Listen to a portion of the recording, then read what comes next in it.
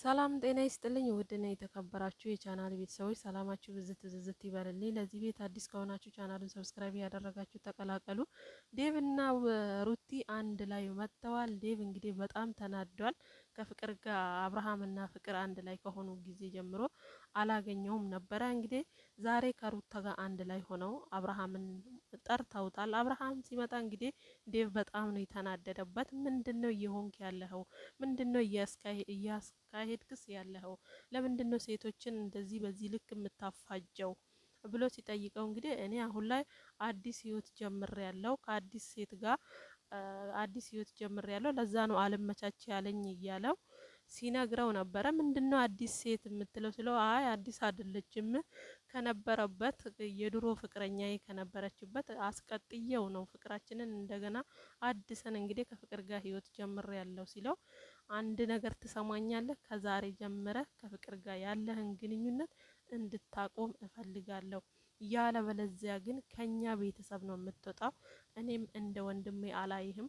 ያንተ ነገር ይወጣልናል በማለት እንግዲህ በጣም ተናዶ እጅ ለእጅ ለማያያዝ ምንም አልቀረውም። ዴቭ በጣም ተናዶበታል እውነት ለመናገር ማለት ነውና በዚህ ልክ አብርሃም ጀብድ የሰራክ ይመስል ጭራሽ ለምንድነው እኛን የምትሸሸን? ለምንድነው ስልክ ማታነሳው ሲባል አዲስ ህይወት ጀምሬ ነው አዲስ ፍቅር ጀምሬ ነው ለዛ ነው አሁን ላይ እረፍት ላይ ነኝ።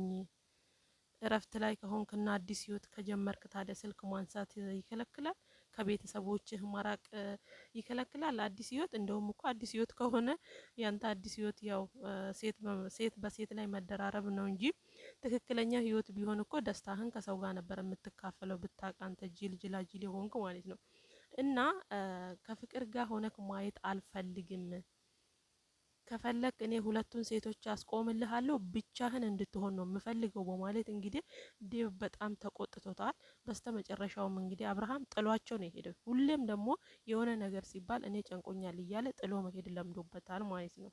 ጥሎ መሄድ መፍትሄ ሳይሆን ቆም ብሎ ነገሮችን ማሰብ ነው። በነገራችን ላይ አብርሃም ቆም ብሎ ነገሮችን ማሰብ አይፈልግም። ምክንያቱም እየተልከሰከሰ እየተጃጃለ አንዷን ሴት ከአንዷ ላይ እየደረበ ያችኛዋንም ሲያይ በአይኑ እየቀላወጠ መኖር የሚፈልግ አይነት ወንድ ነው። በዚህ አጋጣሚ ነው ሩታዬ ምን አስለክቷት ማለት በዚህ ልክ እሱን ዛሬ ነገ ዛሬ የመጨረሻ ቀን ነው፣ ከዛሬ በኋላ አብርሃምን አልፈልገውም፣ ከዛሬ በኋላ ሩታ በቃ አቆሜ እየተባለች ድጋሚ በተደጋጋሚ ለምን እንደምትከተልም እኔ አሁን ላይ ግራ እየገባኝ ነው። የምሬን ነው የምላችሁና አብርሃምን በፍጹም ሩታ መከተል የለባትም ባይ ነኝ።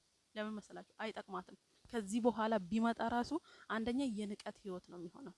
የንቀት ተናንቀዋል ኦልሬዲ ማለት ነው። ከዚህ በኋላ ደግሞ አብርሃም በእርግዝናው ጊዜ አብሯት ያልኖረ ወልዳ ባራስ ቤት ጊዜ እንኳን እንደዛ ሲሽለጠለጥ የነበረ ወደ አዲስ አበባ ከመጣች በኋላ እንኳን ከዛችም ጋር ሲልከሰከስ የነበረ ልጅ ከዚህ በኋላ መጥቶ ለልዑሌ አባት ይሆናል።